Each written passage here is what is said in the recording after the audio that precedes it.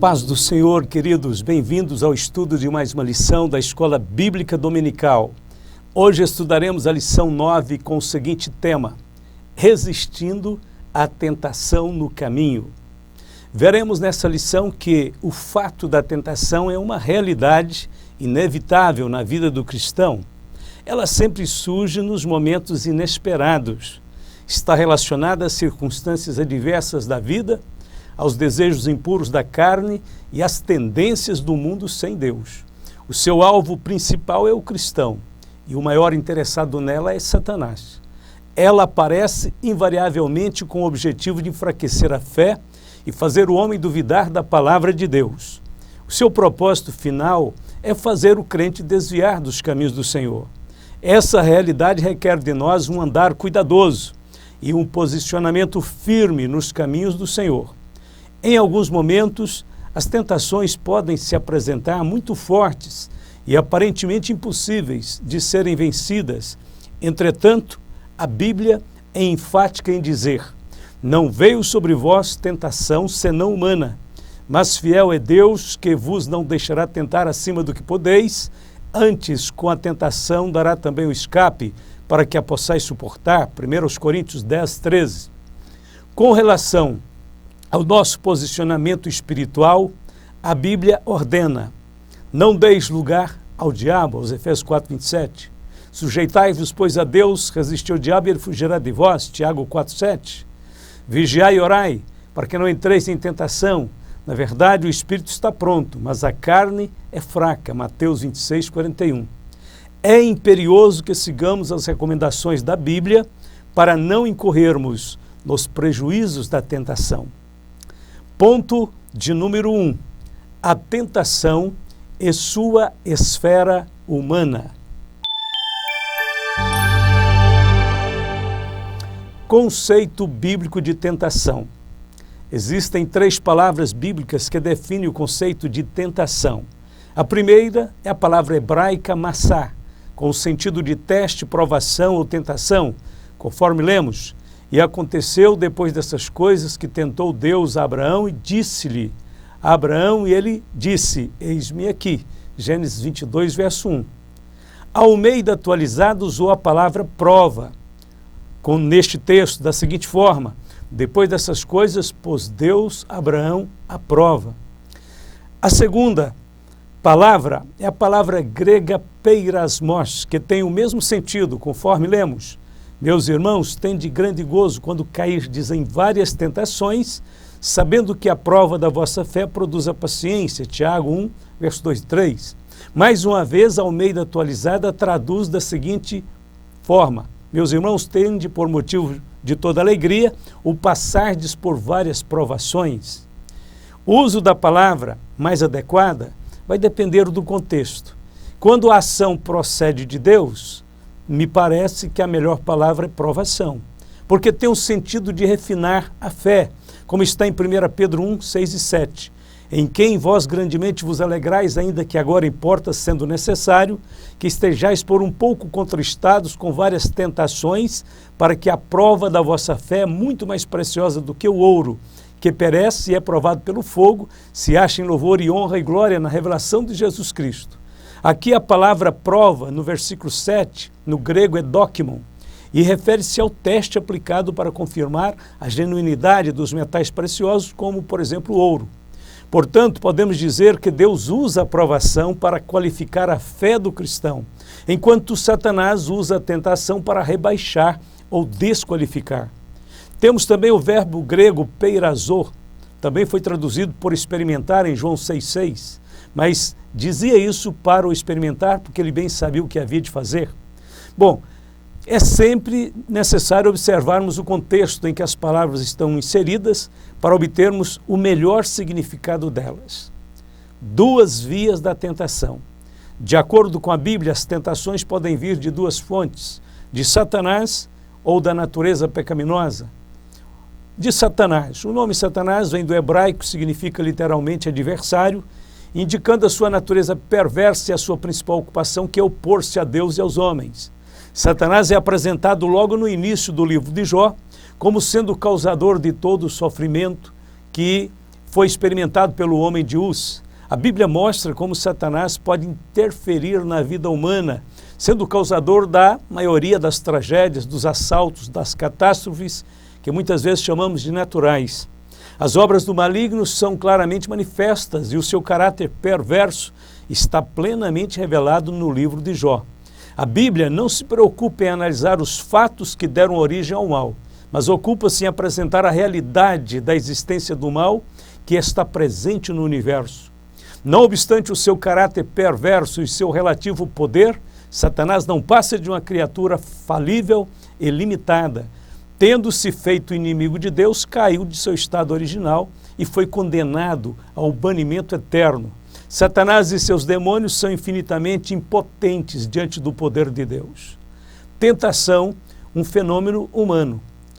Ninguém, ao ser tentado, diga, sou tentado por Deus, porque Deus não pode ser tentado pelo mal e Ele mesmo a ninguém tenta. Ao contrário, cada um é tentado pela sua própria cobiça quando esta o atrai e seduz.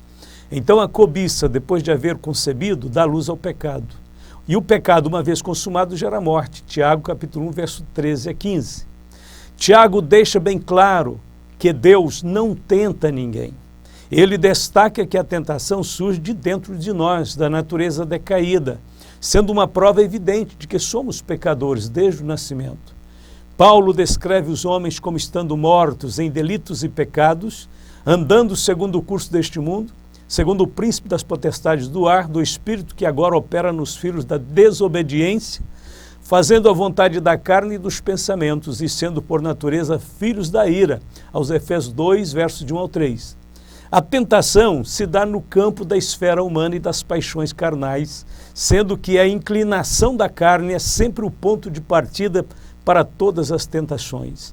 Somente a vida no Espírito pode nos livrar dessa fraca condição espiritual. Digo, porém, andai em Espírito, e não cumprireis a concupiscência da carne. Gálatas 5,16. Ponto de número 2. O Senhor Jesus e a tentação. A provação do Senhor Jesus.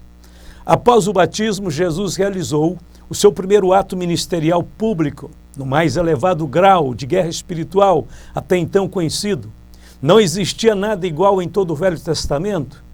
Antes de anunciar sua missão na sinagoga de Nazaré, antes de convocar seus 12 apóstolos, antes de pregar o Sermão do Monte, antes da multiplicação dos pães, antes de ressuscitar Lázaro, ele foi ao encontro de Satanás. Ele sabia que devia se ocupar primeiramente com aquele confronto espiritual, até então nunca feito. Até aquele momento, Satanás havia desfrutado de um poder muito amplo neste mundo e achava que tinha o domínio sobre todos os reinos deste mundo. A declaração de Cristo, é chegado o reino dos céus, fez com que todo o reino das trevas se alvoroçasse. O inimigo sabia que Jesus tinha chegado para desfazer as suas obras. Foi conduzido Jesus pelo Espírito ao deserto para ser tentado pelo diabo. Mateus 4:1. O lugar escolhido por Jesus é significativo. O deserto, no grego éremos, significa um lugar de perigo mortífero, de poderes demoníacos. Era conhecido como um território de Satanás. Jesus foi até lá pelo Espírito Santo.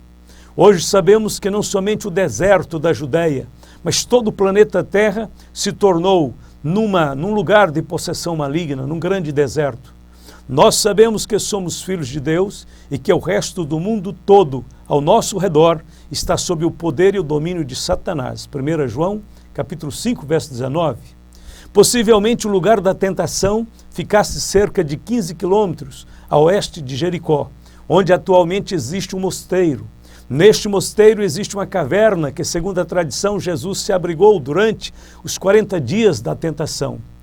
Continuando por um caminho bastante íngreme, se pode chegar até o topo da montanha, onde acredita-se ser o lugar da terceira tentação, onde está escrito, levou o diabo a Jesus para um monte muito alto e mostrou-lhe todos os reinos do mundo.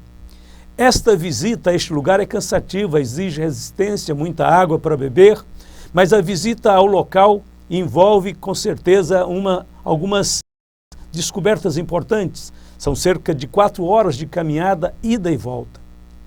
As áreas que Jesus foi tentado. A Bíblia diz, 40 dias foi tentado pelo diabo, e naqueles dias não comeu coisa alguma, e terminado eles teve fome. Lucas 4:2. O texto é claro ao dizer que a tentação durou 40 dias. Provavelmente, as Escrituras apresentam o número 40, trazendo a ideia de prova, preparação, provação ou experiência. As águas do dilúvio caíram por 40 dias e 40 noites. Gênesis 7:12. Moisés foi provado 40 anos no deserto. Atos 7:30. Os espias observaram a terra de Canaã por 40 dias. Números 13:25. Israel peregrinou 40 anos pelo deserto, Números 14:33. Após sua ressurreição, Jesus ficou na terra por 40 dias antes de ascender ao céu, Atos 1:3. Lucas diz que Jesus nada comeu naqueles dias. Marcos afirma que Jesus, sendo tentado por Satanás, estava com as feras, mas os anjos o serviam. Aprendemos na história daquela época que tais feras podiam incluir leões, ursos, lobos e panteras. Essa condição teria aumentado ainda mais a solidão e o perigo da tentação de Jesus. Porém, Deus o protegeu física e espiritualmente. Mateus e Lucas registraram apenas as 3 últimas investidas de Satanás contra Jesus, o que pode ter sido o ápice dessas tentações, porque de fato foram 40 dias de tentação. Devemos nos lembrar também que estas não foram as únicas tentações sofridas por Jesus. Ele foi tentado durante o tempo todo do seu ministério aqui na terra, conforme lemos, Lucas 22:28. E vós sois os que tendes permanecido comigo nas minhas tentações. Hebreus 4:15. Porque não temos um sumo sacerdote que não possa compadecer-se das nossas fraquezas, porém um que, como nós, em tudo foi tentado, mas sem pecado. A primeira tentação no deserto. E tendo jejuado 40 dias e 40 noites, depois teve fome. E chegando-se a ele o tentador disse, se tu és o Filho de Deus, manda que estas pedras se tornem em pães. Satanás sempre procurou pôr em dúvida a nossa filiação espiritual e o cuidado de Deus para conosco. Ele se aproveita dos momentos de escassez e das nossas necessidades pessoais para nos tentar. Sabemos que o crente fiel não está isento das dificuldades. Sua fé é testada e fortalecida em meio a muitas tempestades. No passado, Deus alimentou Israel no deserto por 40 anos. O profeta Elias foi alimentado por corvos e por anjos. O próprio Senhor Jesus faria 2 grandes multiplicações de pães, mas para as multidões famintas. Agora, porém, não era a hora de fazer milagres, nem de provar coisa alguma para Satanás. Jesus estava firme em sua convicção espiritual quando disse, está escrito, nem só de pão viverá o homem, mas de toda palavra que sai da boca de Deus. Jesus citou a passagem de Deuteronômio, capítulo 8, verso de 1 ao 3, onde Deus diz que deixou Israel passar fome para provar a sua obediência e depois o alimentou com o maná do céu, para que aprendesse a confiar unicamente na palavra do Senhor. Adão caiu quando foi tentado com um elemento físico, o alimento. Israel, de modo geral, murmurou no deserto e caiu na tentação por causa do alimento. A expressão de Jesus, nem só de pão viverá o homem, mas de toda a palavra que sai da boca de Deus, significa que quando Deus fala, Ele comunica a provisão da vida eterna. A vida que procede da boca de Deus é tão real quanto o pão físico que dá vida ao corpo.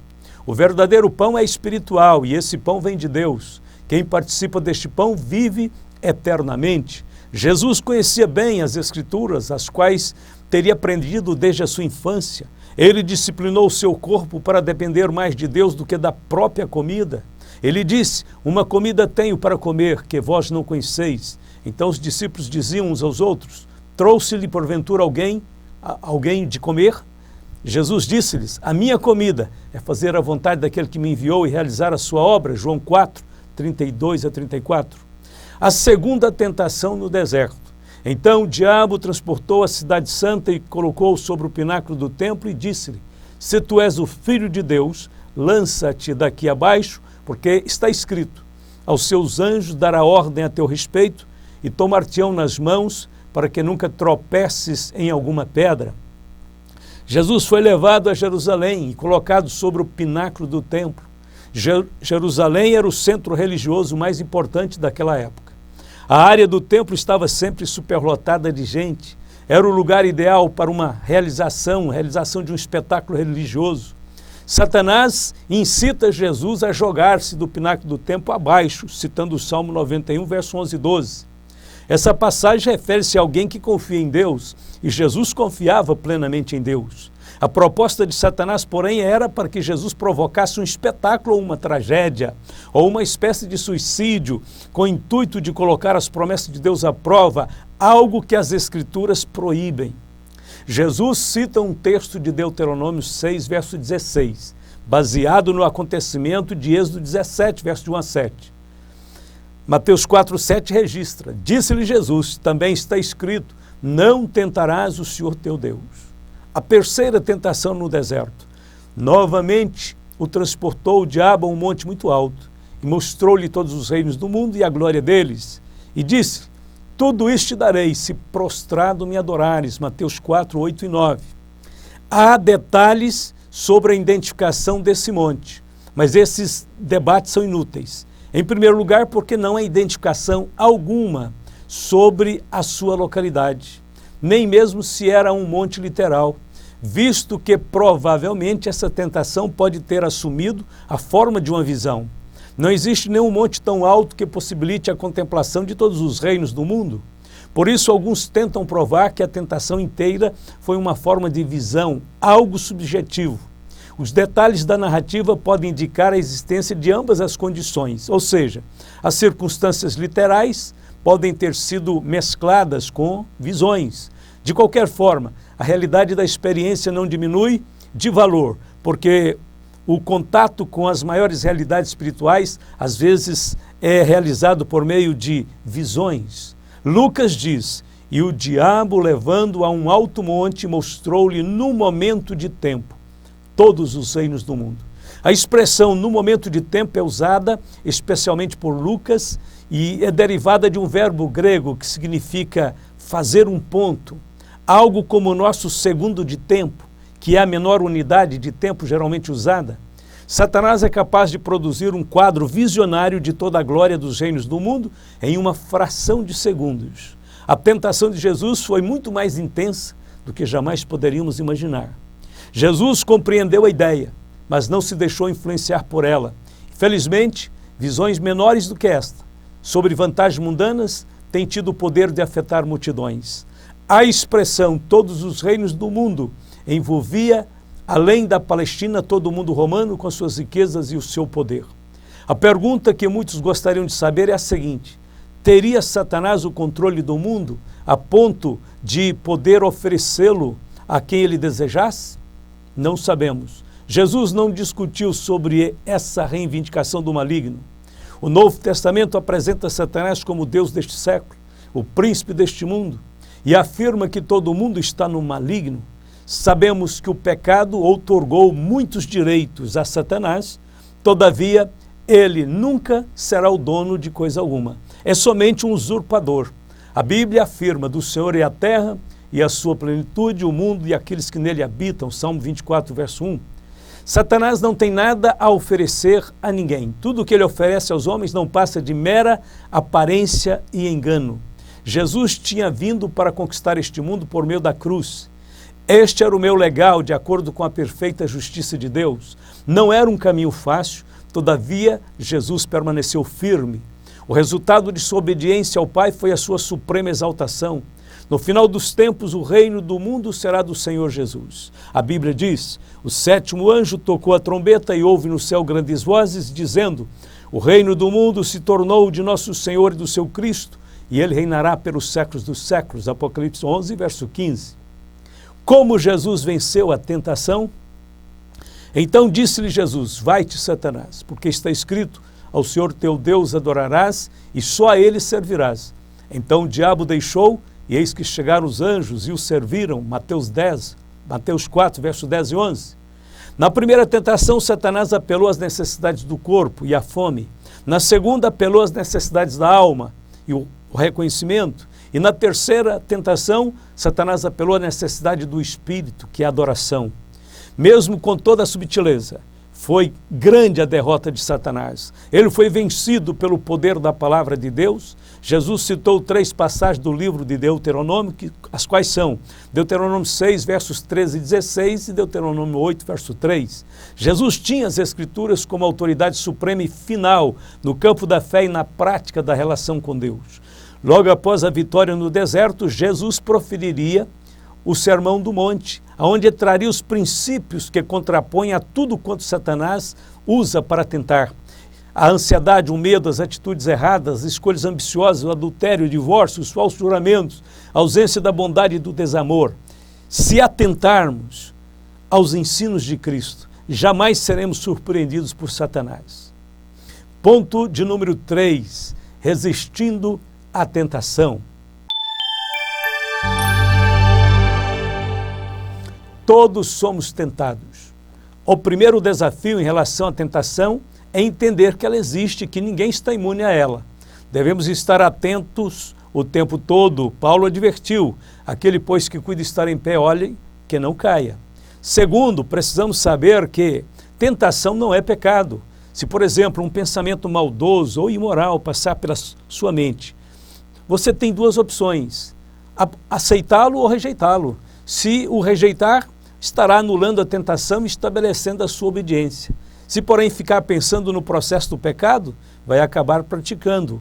O segredo para vencermos a tentação é não pensarmos no prazer transitório do pecado, mas pensarmos nas consequências duradouras do pecado. A Bíblia diz, depois, havendo a concupiscência concebido, dá à luz o pecado, e o pecado sendo consumado gera morte. Rejeite a tentação. Devemos nos lembrar que o novo nascimento não erradica a natureza do pecado. Ao invés disso, nos dá uma nova natureza. Assim, o cristão passa a ter 2 naturezas e todos os dias terá que escolher se vai ser guiado pela velha natureza ou se pela nova.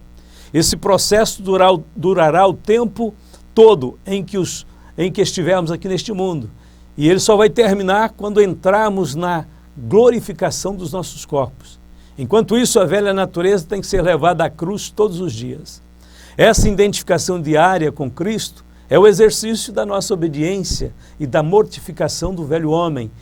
Como disse Paulo, assim também vós considerai-vos como mortos para o pecado, mas vivos para Deus em Cristo Jesus, nosso Senhor. Romanos 6,11.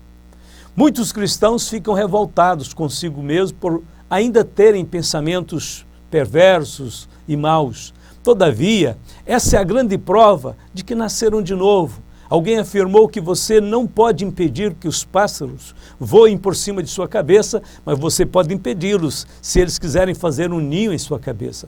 Para isso, teriam que ter sua permissão. Assim são os pensamentos. Não podemos impedir que eles surjam, mas podemos impedir que eles permaneçam. Paulo ensinou o que devemos fazer com os pensamentos vãos, destruindo os conselhos e toda altivez que se levanta contra o conhecimento de Deus e levando cativo todo o entendimento à obediência de Cristo. Arrependa-se. Meus filhinhos, estas coisas vos escrevo para que não pequeis. Mas se alguém pecar, temos um advogado para com o Pai, Jesus Cristo justo. 1 João 2,1. Se cairmos em tentação, devemos nos levantar, nos arrepender imediatamente, antes que o pecado endureça o nosso coração. A Bíblia aconselha, vede, irmãos, que nunca haja em qualquer de vós um coração mau e infiel para se apartar do Deus vivo. Antes, exortai-vos uns aos outros todos os dias, durante o tempo que se chama hoje, para que nenhum de vós se endureça pelo engano do pecado. Aos Hebreus 3, 12 e 13. Os erros mais comuns que podem causar o endurecimento do coração são os seguintes. Número 1, a negação do pecado, quando a pessoa encobre as suas transgressões. Segundo, a transferência da culpa do pecado. Isso acontece quando a pessoa se faz de vítima, transferindo a responsabilidade do seu erro para outra pessoa. E terceiro, a relativização do pecado. Isto acontece quando a pessoa usa falsos argumentos para conceituar o pecado como sendo um problema do meio ambiente, da educação ou da situação socioeconômica, negando que o pecado é a quebra da lei de Deus. Como vencer as tentações? Primeiro, considere a sua posição espiritual. O mundo não tem nada a perder, mas o cristão tem. Deus nos deu uma altíssima posição espiritual e convém conservá-la. O Senhor disse: eis que venho sem demora, guarda o que tens para que ninguém tome a tua coroa. Apocalipse 3, verso 11. Segundo, não dê legalidade a Satanás. A Bíblia diz: não deixe lugar ao diabo. O pecado não abandonado serve como uma cabeça de ponte do maligno para as nossas vidas. Não podemos deixar que coisa alguma do maligno esteja em nós para fazer ligação com ele. Jesus disse: já não falarei muito convosco, porque se aproxima o príncipe deste mundo e nada tem em mim. João 14:30. Esta era a autoridade de Cristo, não havia nada do maligno na vida dele. Terceiro, avalie os prejuízos do pecado. Moisés logo compreendeu que o prazer do pecado era transitório, momentâneo, e que somente a recompensa de Cristo era eterna. Está escrito: pela fé Moisés, sendo já grande, recusou ser chamado filho da filha de Faraó, escolhendo antes ser maltratado com o povo de Deus do que por um pouco de tempo ter o gozo do pecado, tendo por maiores riquezas o vitupério de Cristo do que os tesouros do Egito, porque tinha em vista a recompensa, os Hebreus 11, 24 a 26. Quarto, fuja do local da tentação. Está escrito: e ela lhe pegou pela sua veste, dizendo: deita-te comigo. E ele deixou a sua veste na mão dela e fugiu, e saiu para fora. Gênesis 39, 12. No momento da tentação, José não teve dúvidas de que a melhor estratégia era a fuga. Quando fez isso, estava protegendo os seus sonhos, o seu futuro casamento com a Zenate, a espiritualidade dos seus filhos que ainda haveriam de nascer, o futuro da nação de Israel. Não é por acaso que José se tornou o mais perfeito tipo de Cristo no Antigo Testamento. Olhando para ele, podemos ver muito do caráter de Cristo.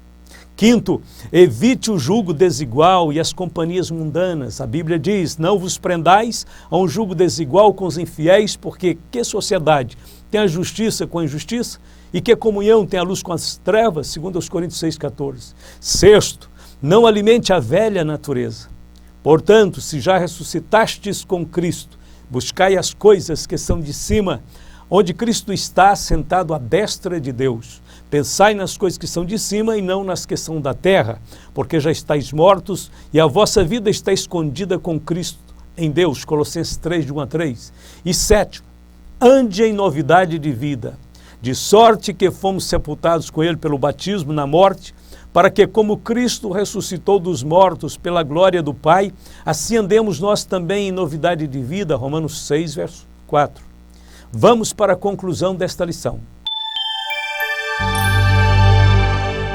Adão se deparou com Satanás num belo jardim. Jesus o enfrentou num terrível deserto. Adão tinha tudo o que necessitava. Jesus estava com fome. Adão perdeu a batalha. Jesus venceu a batalha. Jesus enfrentou o inimigo como homem, não como filho de Deus. Suas primeiras palavras foram: nem só de pão viverá o homem. Portanto, não devemos imaginar que Jesus usou seus atributos divinos para derrotar o inimigo, pois era justamente isso que Satanás, queria que Jesus fizesse. Porém, Jesus usou os mesmos recursos espirituais que hoje temos à nossa disposição. E ele também nos deu autoridade do seu nome para repreender Satanás e expulsar os demônios. E disse-lhes: eu vi a Satanás como raio cair do céu. Eis que vos dou poder para pisar serpentes e escorpiões e toda a força do inimigo, e nada vos fará dano algum. Lucas 10, verso 18 e 19. Por fim, ainda temos o consolo da palavra de Deus, que nos assegura a plena vitória sobre o mundo espiritual. O Senhor é quem te guarda. O Senhor é a tua sombra à tua direita. O sol não te molestará de dia, nem a lua de noite. O Senhor te guardará de todo o mal. Ele guardará a tua alma. O Senhor guardará a tua entrada e a tua saída desde agora e para sempre. Salmo 121. Sigamos, portanto, sem qualquer medo, sem qualquer temor, porque o Senhor está conosco. O Senhor nos dará vitória sobre as provas, tentações, as aflições. O Senhor nos guiará passo a passo ao crescimento, amadurecimento espiritual. Que Deus abençoe meus queridos irmãos, amigos, todos que estudam a palavra de Deus, sejam fortalecidos, protegidos e guardados pela mão poderosa do Senhor. Esta é a nossa oração, nosso clamor a Deus a favor de todos os irmãos em toda a parte da terra. Deus vos guarde e vos abençoe no santo nome de Jesus. Amém.